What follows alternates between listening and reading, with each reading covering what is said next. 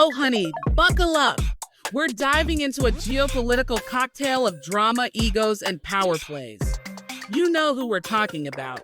Andrew Tate, Patrick Bet-David, Zelenskyy's Oval Office meltdown, and the one and only Trump, or should I say, the global puppet master.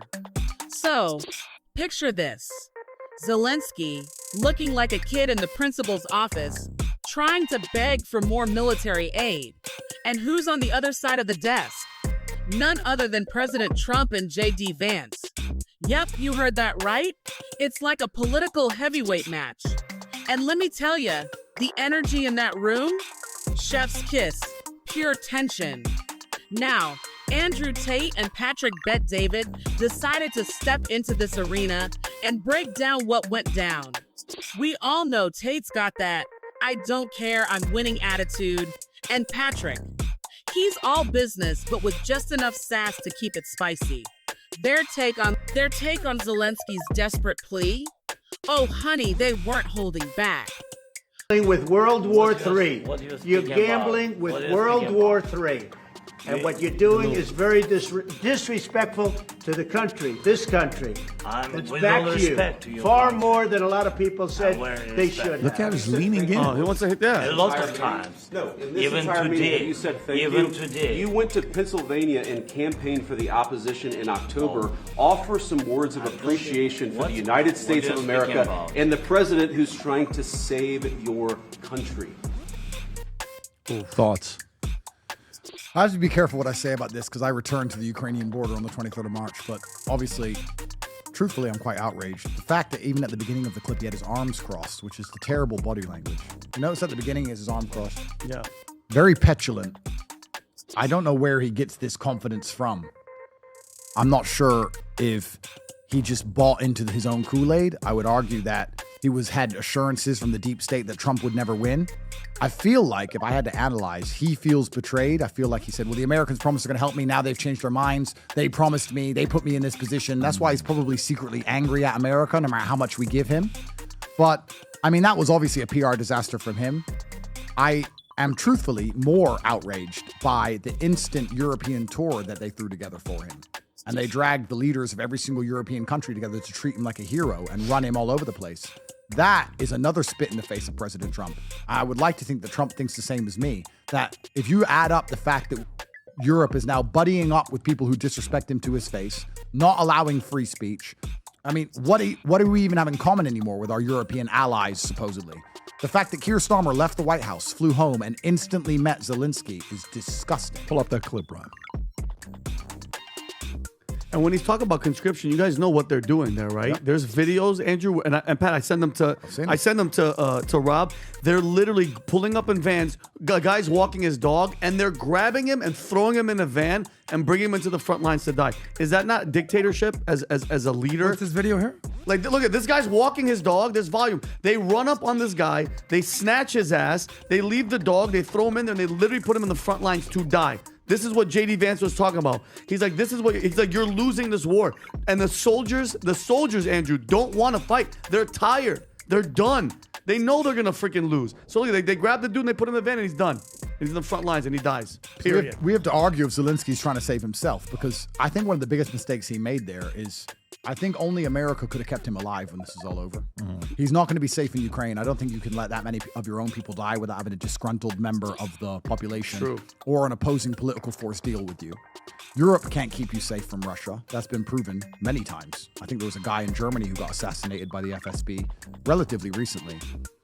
They put a bullet in his head, and then he did 3 years in German jail. He had a life sentence, did 3 years before Putin did him in a prisoner swap. I think that was 2021. So Europe can't save you. We know London can't because you get a plutonium sandwich. So only America could have kept him alive when this is all over. So pissing Trump off is an act of desperation and petulance, which he's going to truly regret in the end when this war ends, because I don't know how nice Trump is. I don't know if he's going to sit with Putin and say Zelensky's off limits, because Putin's going to say, is he a target? And if Trump says, I don't care, then he has problems all around the globe. Where's he going to go? Where's he going to hide from the Russians? Did you hear President Trump? And don't even get me started on Trump. This man's pulling the strings from the sidelines. While Europe's busy playing its let's support Ukraine no matter what game, Trump's like, nah, no more blank checks for you. I mean, honestly, if Trump were a poker player, he'd be the guy everyone's too scared to call out, right? And let's talk about Europe's response. They're over there, standing by Zelensky, but not really.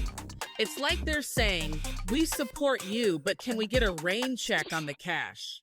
As regards to Zelensky, I would argue that he was told by European elites that Trump is against this war and Trump is talking to Putin, and they probably told him that Trump is a bully and Trump likes to bully people, and you have to look strong in front of Trump. Don't be afraid of him. If you stand up to a bully, it puts them in their place, and you're the leader of a country now at war, and you have to show them that you're a strong leader. If you add in second language frustration and incompetence, you get a scenario like the one we just saw. So I think Zelensky was hyped up and told to stand up to a bully.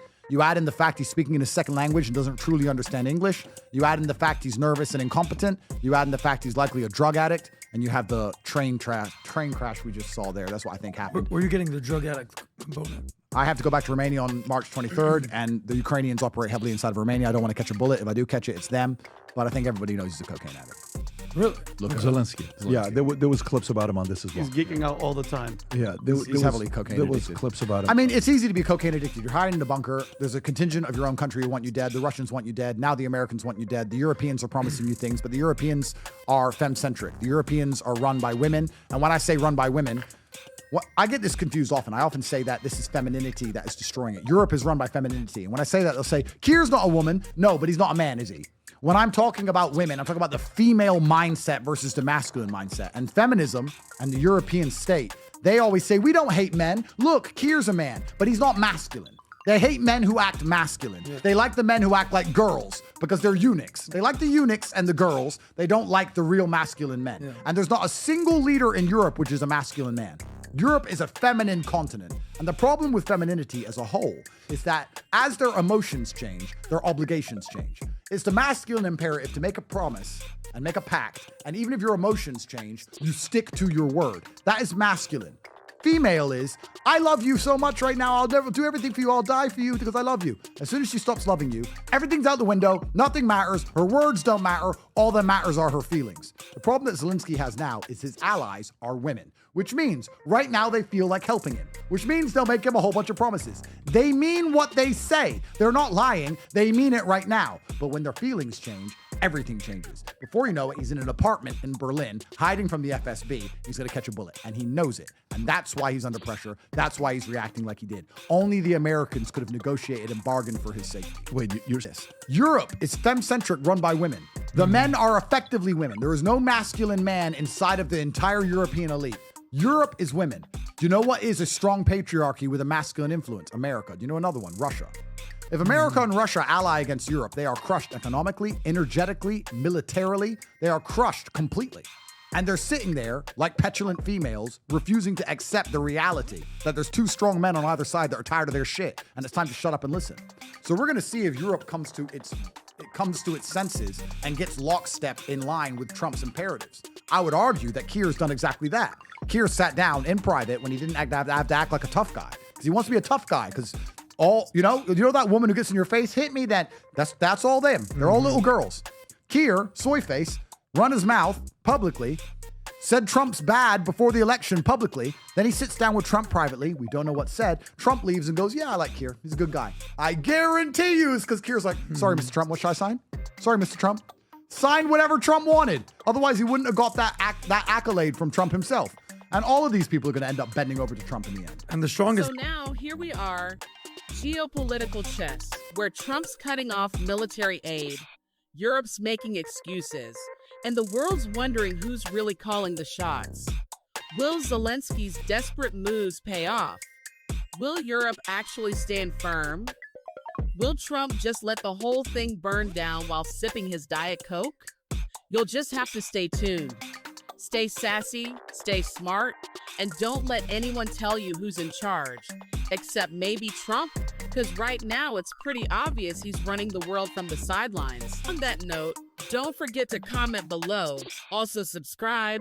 like, and share. See ya on the next one.